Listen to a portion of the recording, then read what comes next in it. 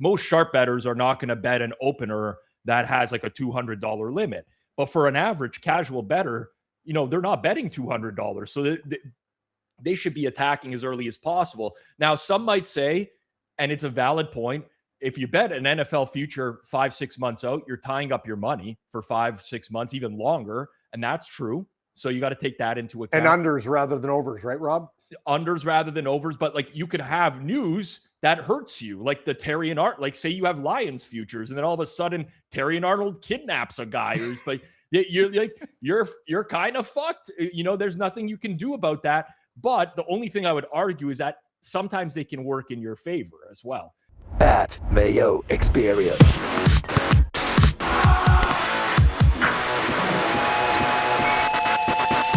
Welcome to the Pat Mayo Experience, presented by Underdog, the return of NFL best bets today, AFC East only. You smash the like, you give me your favorite bet from the AFC East down in the comment section, and always sub to the channel. There's video now on both Apple and Spotify if you're ever looking for the video, along with the audio. So please always rate and review. We're back. Rob Pizzola, Cam Stewart on the line. Rob, I haven't talked to you in like 4 months. You look good.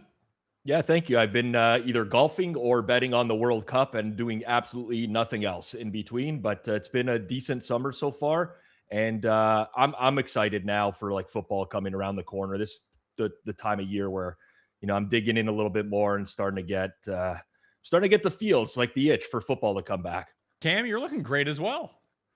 I wouldn't say as good as Rob. I got to tell you, Rob looks younger. It's like Benjamin Button. The guy fucking like it looks like Rob. You look 5 years younger. Can I get a piece of your life?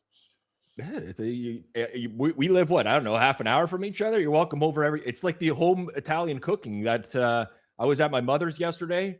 A little eggplant parm, it just livens me up a little bit or something. But yeah, I don't know. The summer, we live through such a terrible winter here. Summer comes, you got to get out and enjoy it. I think when I live a healthier lifestyle, maybe it's working. I got to tell you, Pat, working with Italians is the best because they look at a white guy's lunch, a Cracker Jack, and go, "Hey, Wonder Bread sandwiches, losers." Next thing you know, the guy's wife feels sorry for me. I'm getting huge meats, mortadella, you know what I mean? That's like their D-grade meat, you know what I mean? I'm getting like the good stuff all day long, top cuts, charcuterie, you know what I mean? Beautiful. Like that's the one thing about Italians. They don't eat like shit. They don't have ramen noodles and loser stuff that the way Cracker Jacks do.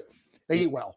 There is some truth to that. Like every Italian woman I know, if they see someone and they don't approve of what they're eating, next time they see them, they're going to show up with some sort of gift basket of like, oh, here's some cheese for you. And here's some sliced, some cured meats and whatever. That is very true. It does happen in Italian culture. And even in the old bookie days, Rob, remember you give the envelope, you get some salami, a case of wine and sauce. I miss those days. Those were the days. You lose, you send an envelope, but you get something in return where you don't feel like a complete piece of shit. At least you can eat that week. You lose all your money, but at least you can eat. I got a story for you about losing money. You ready for this, Cam? Yes. Terrion Arnold, who is the Lions cornerback. So here's what's happened, according to Florida investigators. So this is straight from them. Arnold had more than $250,000 in cash, jewelry, and other valuables stolen from his Airbnb he was renting back in February. Police say that instead of letting them play the investigation out, Arnold believed that 3 young men were responsible and allegedly helped organize a revenge plot. Prosecutors say the victims were lured into an apartment, held at gunpoint, beaten, robbed, and even streamed over FaceTime. Investigators later determined that those victims had nothing to do with the original theft. Arnold has now been arrested on 4 counts of kidnapping and 4 armed robbery charges. He could face life in prison over this. People don't understand this. I watch a lot of murder mysteries, and the one thing that I've discovered over the years is kidnapping is equivalent to murder in the United States. Like kidnapping, dude, when you kidnap somebody, good luck. I wish you you know what I mean? That's the thing, Pat. Like people don't understand. They go, oh, just kidnapping a guy. No, it's basically the same type of sentence, Rob. And sometimes you think I'm blowing smoke, but it's actually true. When you kidnap somebody, you're fucked. Like the game's over. It's not a good situation. I don't know. Listen, this happens every year. I really don't know how this happens NFL every year. No, sorry. Like I mean some sort of story where you question how an NFL player could be so dumb to do the thing that like your life is set. if you're Terrion Arnold. You came into the league as a high drafted cornerback. You signed your rookie deal. You're probably going to get another contract at some point. Instead, now you're going to deal with all this off the field stuff. But it reeks a little bit of a classic OJ memorabilia incident as well, because they haven't really been saying like some other valuables were stolen. I started to look through Twitter, and some people are saying, oh, some of his memorabilia was stolen. I don't know what it is with players and their own memorabilia and wanting to get it back immediately. It's like, wow, we can't leave it in law enforcement's hands. I need my high school jersey back. That's right the thing. away. The guy's not a Hall of Famer or anything. Like what memorabilia? Like OJ Simpson, like Arnold's a great player. What's the memorabilia? I don't know, but it was enough. It was enough where they kidnapped 3 guys who weren't part of it, and they shook them down. This was also in Florida. Why does this stuff always happen in Florida? Florida's fucked. Yeah, I'm going to tell you another story, Rob. Remember that OJ, when Gabe and I used to do shows, remember? We were in the same room, and I think Morency can attest to this. We left, like OJ Simpson got busted. We stayed literally in the same room. Was it Sunset Station, Palace Station? I forget which one it was. The one where you guys confirm this? Woke me up at like 3 a.m. to go that was bowling. more Gabe. That was more Gabe. Want to go bowling? Well, you were at the door as well, but that was Palace Station, which was in Henderson. Yeah, Palace Station, that's right. Anyway, Pat, I'm almost positive, but I can't confirm exactly. But I almost, because I looked at the number on the story, I think we were in the same room as OJ. I just can't fathom. I mean, maybe it's me that I can't fathom doing this, but you have all this money. Yeah, I get that losing $250K sucks, and maybe it will never be recovered. Maybe there's some sort of insurance thing that he could have went through for it too. But imagine giving up all that money, and potentially your freedom to do this. Where you might do life. At least, listen. If I've learned one thing from shady people, at least do your stuff through Signal, not through FaceTime where you're streaming it. What are you doing? That's crazy. It's tough, but you know what? Tom Brady covered up some murders before, so if Tom Brady's gonna do it, anyone really can. Yeah. I mean, he was put in a bad spot. Guy showed up to his house with the murder weapon and cell phones and stuff like that. He had to destroy those cell phones. Which, by the way, if you're also going to destroy a cell phone, you don't just throw it on the ground and start stepping on it. You remove the parts from the cell phone, the battery first. Anyways, I'm just Rob's not going to give you tips on murder, but and I'm not the sharpest knife in the drawer sometimes. So I can tell you, there's ways to do this thing if you really want to do it. I never would, but you know what I mean. You can't go to the same dumpster. You can't just smash your phone. Think about what you're doing. What are you doing, man? There's CCTV find the local everywhere. lake. Wake up. Yeah. Get out of town. So Rob, your new master class for this year is going to be covering up crimes. I think me and Cam could put together a TED Talks on what not to do if you're committing a crime. I've watched enough Forensic Files and Dateline and all of them. Really, I love murder mystery documentaries, crime documentaries. But these guys make the same mistakes over and over. Yeah, FaceTime. Are you joking me? There's a long record of the entire call with these guys. But I guess Terrion Arnold's not too sharp. Yeah, there's TV everywhere. Yeah. There's TV everywhere. So you got to think outside the box if you're going to do something like this. That's the whole thing. You know what I mean? Don't go to, you got to get out of town. You got to go somewhere weird, and you have to have a lot of different things on the way. You can't go with plan A, B, C, or D. You can't have the same route, the same whatever. Anyway, Rob and I, you know what, Rob? Let's do it because I'm in. Yeah. These jabronis always get caught by using their own credit card somewhere. They got to stop for gas, and use their credit card in the middle of nowhere. And they're like, wow, why is this guy 3 hours from his home? I saw a murder mystery where a person used their loyalty card to save 69 cents and it got them caught in a murder. Good work. You ever heard of fucking cash? Idiot. This was like when Calvin Ridley got caught for gambling. And I think his username was Calvin Ridley. Yeah, that's sorry. I love Kip's awesome. Also, yeah, but he's betting he was betting at FanDuel. Calvin Ridley. It's maybe don't bet at a regulated book of all places. Street book. You really got the itch. Find an offshore, some street book. It comes back to get you with Otani as well. So you can't be too sure. Let's jump to the AFC East. The Bills are the favorites. They bring in DJ Moore, giving up a draft pick in that. Bradley Chubb ends up signing as well. CJ Gardner-Johnson now to round out their safety core a little bit. Rob, do you think they're better or worse than they were last year? I think they're roughly the same. I mean, really, it just comes down to Josh Allen. The reason I kind of like the Bills a little bit more is they finally have gotten rid of McDermott. And McDermott is fine. Don't get me wrong. Like he wasn't like a huge liability, but ultimately he did cost them pretty big in some playoff games, and they just needed a change. Promoting Joe Brady, I wasn't a huge fan of the Joe Brady offense, but at least there's some familiarity there. They don't have to like completely change everything for Buffalo, but I still think the Bills are a really solid team that, you know, without Josh Allen, they're pretty mediocre, but they have the guy who's played best quarterback like in football for the last couple of years now. And just by virtue of that, they're a double-digit win team. I think they'll probably win the division this year. So still pretty high on Buffalo because they have the best quarterback, and this is a quarterback-driven league. Cam, they are second favorites to win the Super Bowl at 10-1. They are favored to win this division at -137. Their win total is 10.5. Josh Allen is the favorite for MVP right now as well. And they bring in Jets safety white guy legend Jim Leonhard as their defensive coordinator now. Jim Leonhard's a pretty smart guy. Like if people don't remember Jim Leonhard, he was a great player at Wisconsin. And he's actually a really good football mind. And another thing is about the Bills is, to Rob's point, he made excellent points. They still have a great offensive line.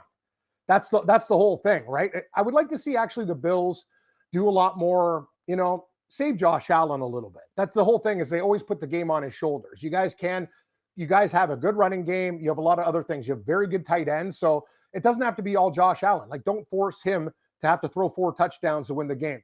Sometimes, guys, we always look for plus money, but I prefer the division bet. 35 cents isn't too bad. Sometimes you look at juice and you're going, oh, I want plus money. But that price, I think, Rob, would you not agree, is a pretty good price? Yeah, I think we'll get to the Patriots, obviously, but this is a 2-team division.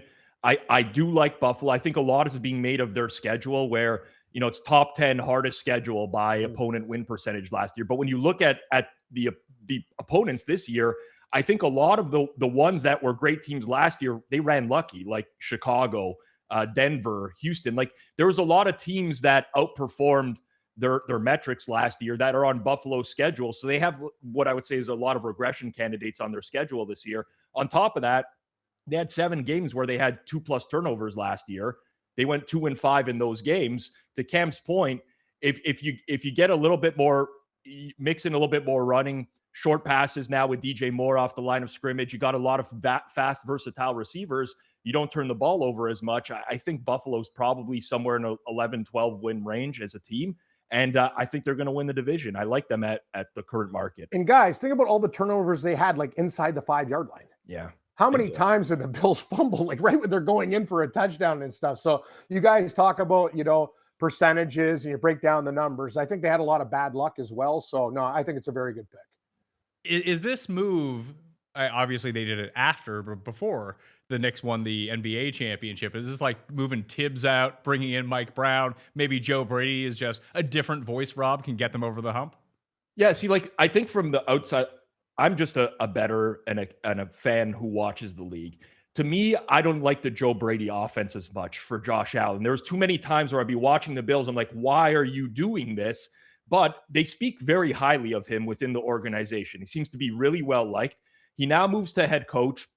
He's not running the offense in its full capacity. Pete Carmichael's the new OC there.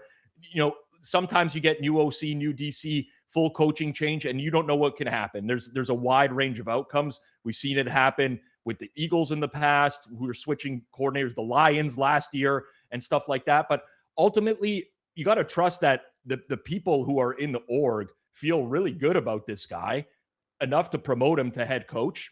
And we'll see what happens, but I'll give them the benefit of the doubt for that. I don't have all the answers. I don't see what goes on behind the scenes. I just strongly believe that it was time to move on from McDermott. And one more point, Pat, this is when you buy Buffalo every year, Buffalo, even though they're still there.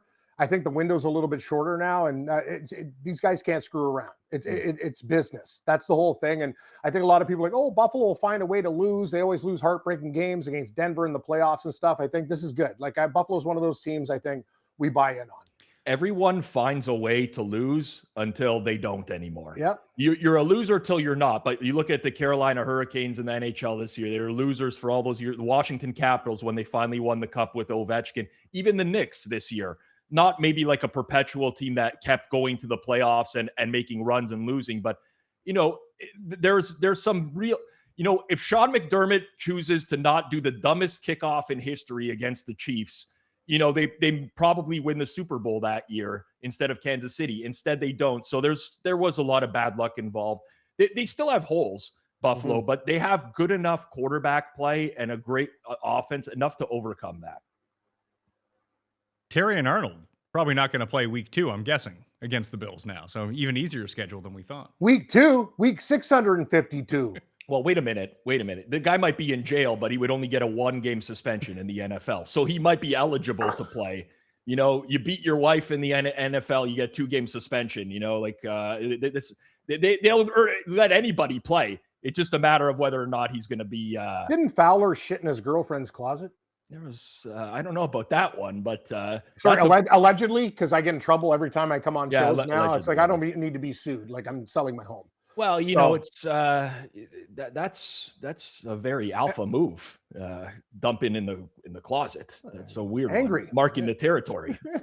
Interesting stuff. Coolbet.com if you're in Canada, outside of Ontario. This is where I'm getting all of the futures from right now and the odds. You can play that. You can get the link down in the description. Get yourself a bonus on that front too. Cam, new stadium in Buffalo. You excited?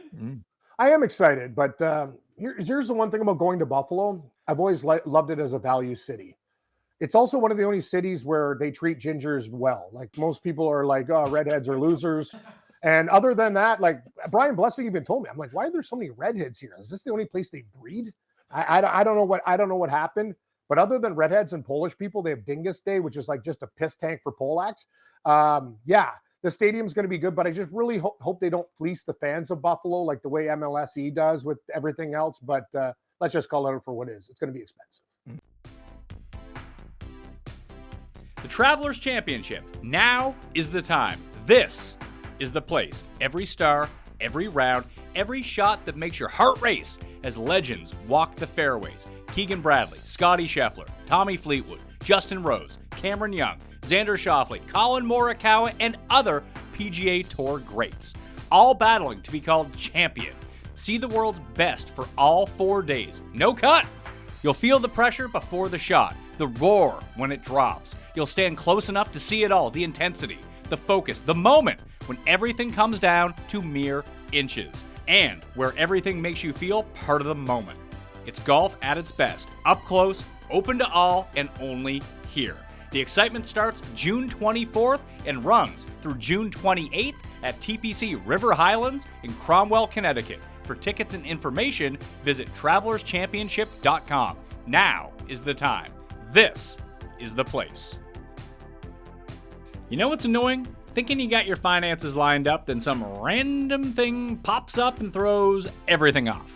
That's why I've been checking out Cash App. It's not just for sending money anymore. Cash App does more than you think when it comes to having your back and making sure your money stays your money. Cash App just released a new status program for the way people actually spend called Cash App Green.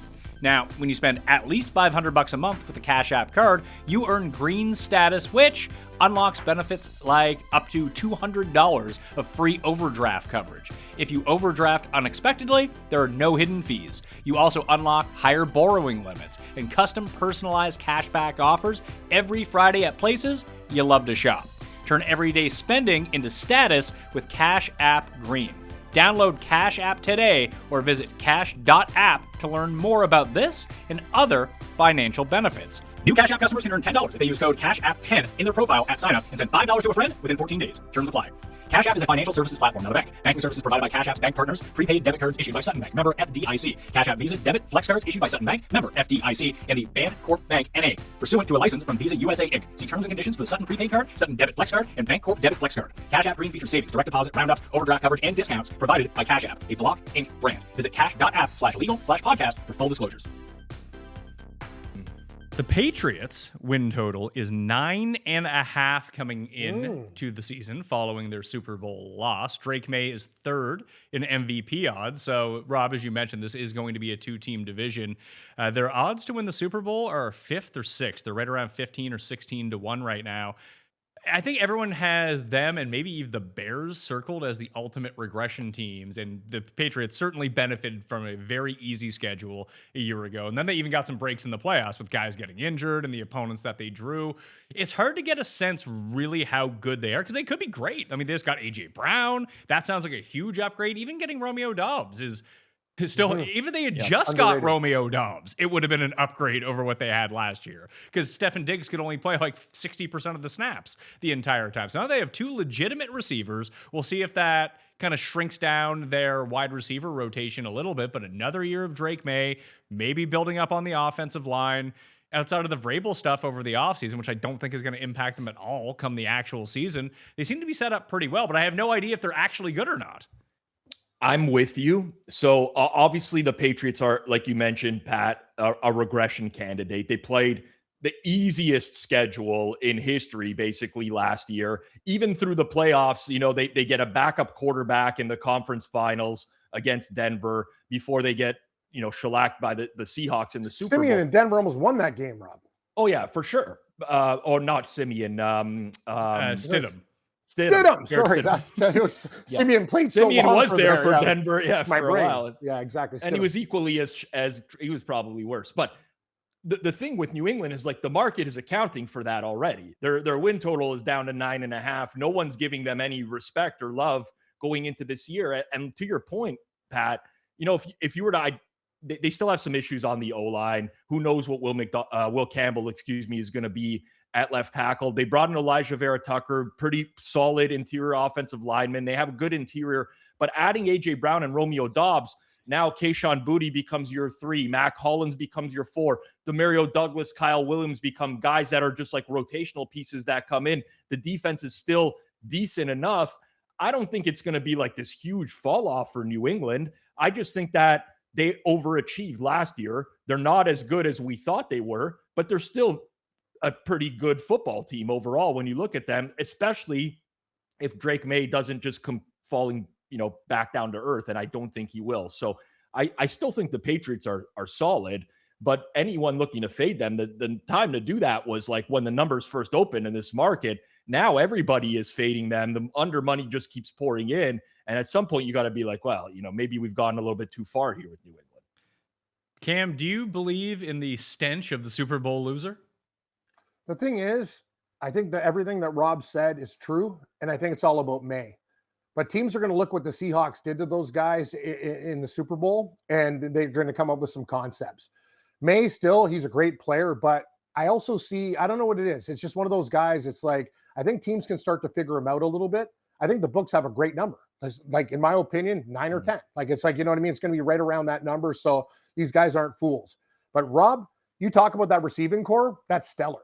Like, you have guys that are absolutely awesome in the 3 and 4 hole. So that's the thing. You give May time, he'll be fine. But I think a lot of teams are going to come up with complex blitz schemes and, try to knock this guy on his ass. And we'll see what happens. But the Patriots defense too, it's legitimate. Like, it's good. But they're a weird team to me. Like, I don't really know. I think they can win 11 or they can win 8 or 9. But I'd probably still go over by a half game. But Rob's right. This is the whole thing about the betting market.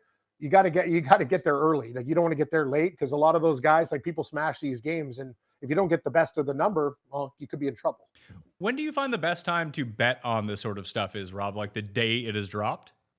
Yeah. So generally speaking, the earlier you're betting into a market, the softer it's going to be, because typically the later it goes, the limits start to go higher and higher. And that's when the sharper bettors start to get involved, right? Most sharp bettors are not going to bet an opener that has like a $200 limit. But for an average casual bettor, they're not betting $200. So they should be attacking as early as possible. Now, some might say, and it's a valid point, if you bet an NFL future 5-6 months out, you're tying up your money for 5-6 months, even longer. And that's true.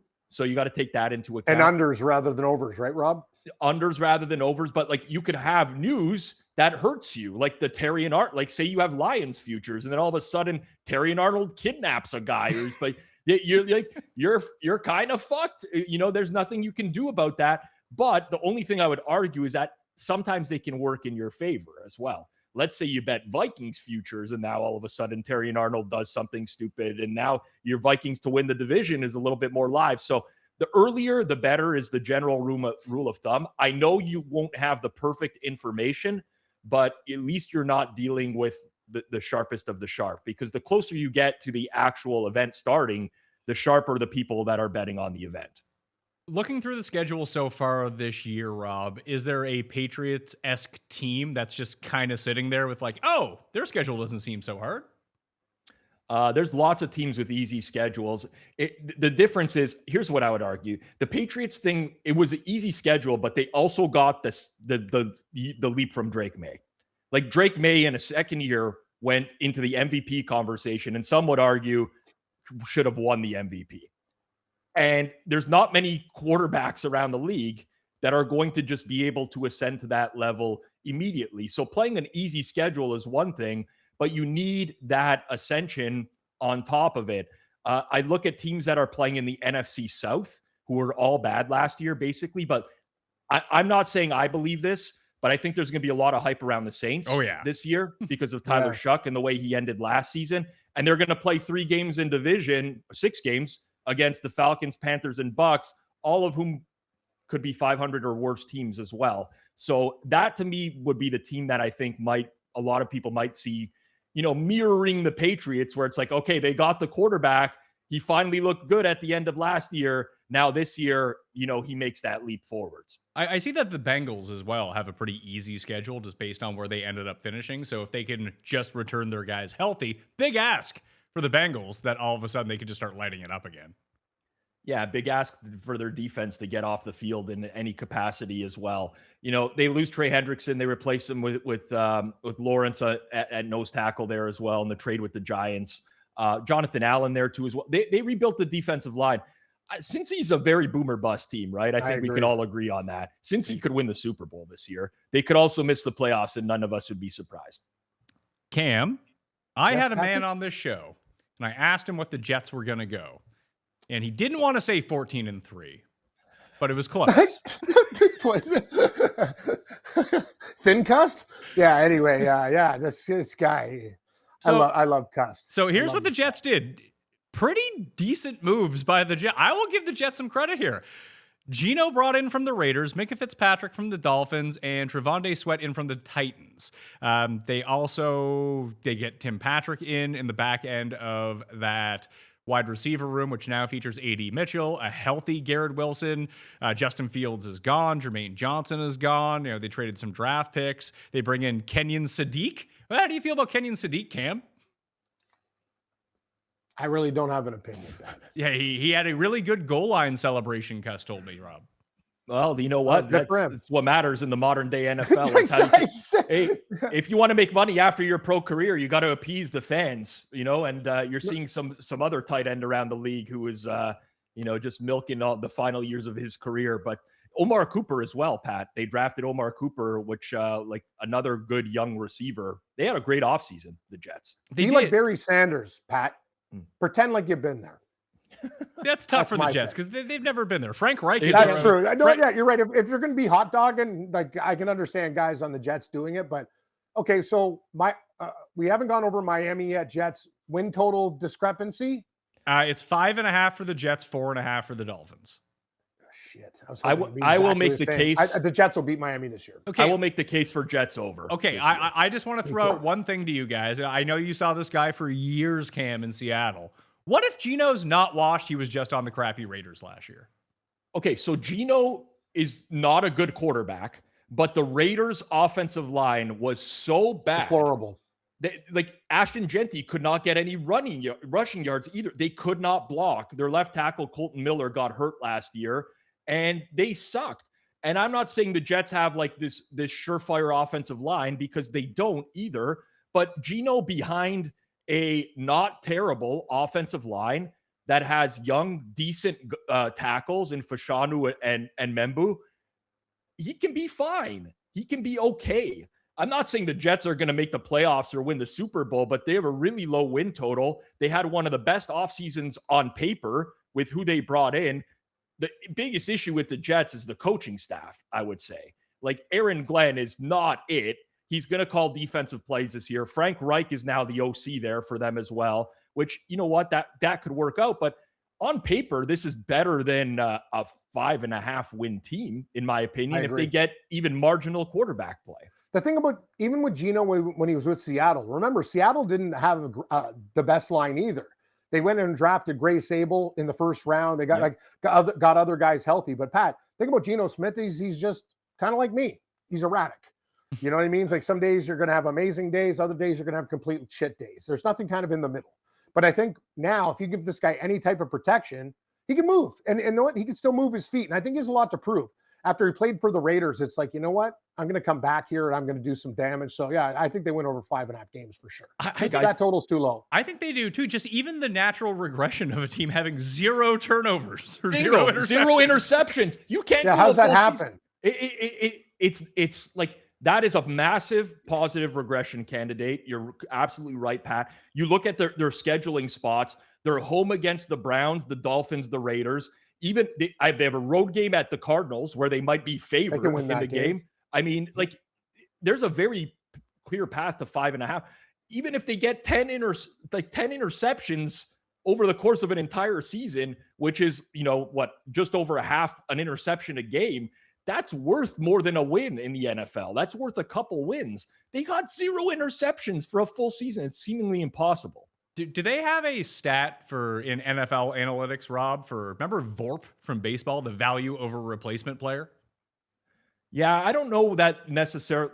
I guess you could calculate it pretty easily. Like if you had 32 quarterbacks in the league and you knew the EPA of the replacement level, you could calculate it, but it's not widely used in the NFL. Well, like it is. If we had to throw it out, Cam, and I'm not saying that Geno was good last year because he absolutely was not, but Geno in one spot or Fields and Tyrod on the other side, both of whom were awful last year. I'll take Geno. Yeah, I'll take Geno. The problem with Fields is, despite his legs, like his throwing accuracies, it's brutal. It's absolutely brutal. Like open guys, they're just missing, right?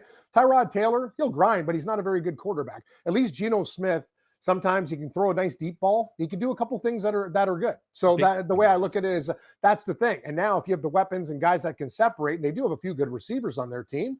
So yeah, I personally, I think the Dolphins are going to be shit. Like I'll take the Jets over them. I wish that line, Pat, was like a half, and I laid just a little bit of juice with the Jets. I'd smash it because I think they're way better.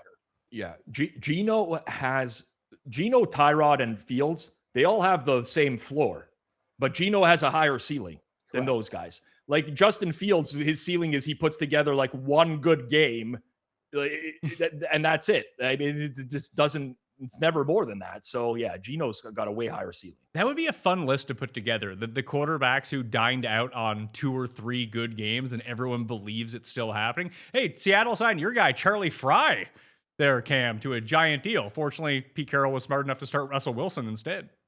I got to tell you, the minute Pete Carroll left the Seattle Seahawks organization, like I was doing jumping jacks. Nice guy, but it's just like, no. That's the whole thing. He's just a motivator, but he's a horrible in-game coach. He doesn't make adjustments. Then Mike McDonald comes in and look at this team, what they did last year. It was awesome to watch. It was beautiful. Like the whole situation with these guys. We'll get to that later on. Seattle's lost a lot of guys in the secondary, so we'll see what happens. I'll give you number one on that list, Pat, is Jake Browning.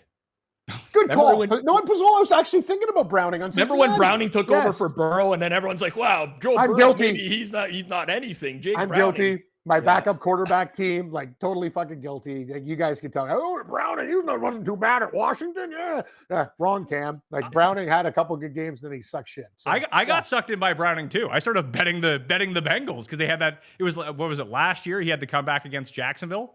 It was like, oh yeah, Jack. And that led me down a path where I was betting the Bengals with Browning and then betting against Jacksonville because they suck. So I really just lost double the money doing that. Yeah, it's a tough. Who's another guy? We've all been there. I'm trying to think of another guy. Another guy who's had a few good games and then sucked the rest of his career. Jalen Hurts. Yeah, and my rookie card. Remember my rookie card. Drew Lock. Yeah, I don't even recall. It ain't a lock. Drew Lock had like that 6 touchdown game for the Giants 2 years ago, but you were in on him before he had the good game. Guilty again. I don't even know why you had me on the show. My picks are like, go, hey, Cam, I love my some backup quarterbacks I'll deal with, but yeah, the thing about Locke is kind of an all or nothing guy. When he has a good game, he's on fire. And then when he plays like shit, he plays like shit. Tommy DeVito, Davis Mills. I'm just thinking did of all Did DeVito even have a good game? Yeah. Or was he just doing this at the camera? Yeah. I think any agent that wears a fedora and a suit from fucking Men's Warehouse, like, you got to consider, like, I have no potential. No. See, I completely disagree. I think that whole shtick extended his NFL career. He made more money off being a goober with a goober agent than if he was like Mike Smith, who came in and played backup quarterback, he'd be Tim Boyle. You'd never hear this guy again. Well, that's the thing, Pat. He got gigs, but he got gigs at Giovanni's Pizza. Whatever. Like local shit. No, that's what I do. And I'll tell you, they're paying DeVito a million times more than they're paying for me for pimping stuff at Shula's Joe's. But yeah, no, I'm with you. Like, he just looks so, you look at the guy, go, how do you take this guy seriously? Well, you don't. But I think he's still on the Patriots.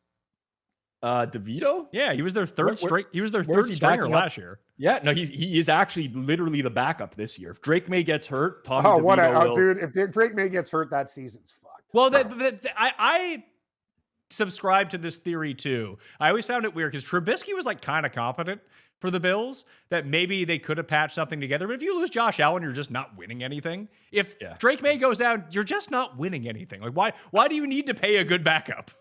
I'm with you. And like, if you really had to, you give up like a 7th mid-season to get like Flacco. A real veteran, like Flacco, Dalton, like one of those guys where if you're really dead set on, okay, we're in a playoff position, we're going to make the playoffs, we might as well try to compete, then fine. But, Tyson Bagent, by the way, another one that I thought of. Actually, Bagent's a real grinder, though. Oh, yeah, of course. He came in, he looked amazing for a couple of games, and then we all bet on him, and he just shat himself repeatedly. Jared says Gardner Minshew. Minshew's better than those guys. Yeah, I agree with Pizzola there. Minshew's like fringe starter, I agree. Right? Like he's like a really bad starter, but a great backup. He's better than that. Who's that backup on the Eagles? Guy's amazing. The Irish assassin, Tanner McKee. Yeah, Tanner McKee. That guy's good. Cuss wanted to trade a first-round draft pick for him. Well, and then they couldn't trade him in the offseason. The Eagles don't think he's good, though. The Eagles, they signed Dalton to back up this year. Rob, you saw McKee's numbers; they're fine. I know, but I believe they were trying to trade him. There was lots of rumors in the offseason that they were trying to deal him. There's like no market for Tanner McKee. He looked decent. I agree. If Arizona's not taking your calls, you got problems. It's true. That's a good point. Or Miami. Well, this all goes back to the string of a few good games. Miami brings in Malik Willis to play quarterback. Their win total is 4.5. Let me throw this out here. What if Malik Willis is good? Then they win six games. 6 games. Yeah. Guys, they have $179 million in dead cap. They are paying more to players that are off their roster than on their roster for this year. That's good, right? They suck. they might not win a game. That's very unlikely, but it's very possible. Their offensive line outside of center completely sucks. They traded Jalen Waddle. Like Tutu Atwell is like their number one receiver. Tutu Atwell, Jalen Tolbert, and Malik Washington. Their defense sucks. They brought in Jeff Hafley, who people didn't even have on their coaching radar whatsoever. What's the number for Dolphins to be worst team in the league? Ooh. It should be as good as Arizona's, and it's not. I think Arizona, fewest wins in the NFL, is favored because of the division they play in. But Miami actually is terrible. I'd take Arizona over Miami. Arizona, I can at least give you a positive regression case. Their entire defense was injured all of last year. Well, Miami, you can spin that one of two ways, though, because the skill position guys on Arizona are actually quite good. Like they have one of the best tight ends. I mean, maybe Marvin Harrison can break out. Who knows? They go and draft the best running back in the class. They just have no one to play quarterback or block. And then maybe the defense gets a little bit better, but then you're dealing with that division. Miami's entire case hinges on maybe Malik Willis can do this all on his own and win a few games for us. Miami's best player is Devon Achane. He's now working with a quarterback that doesn't really pass it off to running backs all that often. He's more likely to take off himself, but also behind a terrible O-line. So it kind of mitigates your best player on defense. Like their corners, they drafted Chris Johnson in the first round. He's going to have to start right away. Like he's just being thrust into the fire at end of the first round pick. Some people consider him a second round pick. There's nothing on the roster, guys. They're just, I don't know. I would be very, very caught off guard if Miami got to 6-7 wins. And the thing that happens with these teams that are priced near the bottom, you get to midseason, they haven't won a game or they've won a game. Trade deadline comes, they unload the veterans. They start mixing in, Ollie Gordon out of the backfield and Jalen Wright. But they already did this though. They got rid of Tua, Bradley Chubb, Minka Fitzpatrick, Jalen Waddle, Alec Ingold, Jason Sanders, Tyreek Hill. They even got rid of Nick Westbrook-Ikena, who's, I don't know, he'd be starting on this team. Yeah, I guess like Jordan Brooks, maybe if someone came calling at the trade deadline, Juju Brents. I'm shocked no one took A-Chain. Honestly, especially considering they also like Jalen Wright and Ollie Gordon are 22 and 23 years old as well. It's not like they don't have other young backs.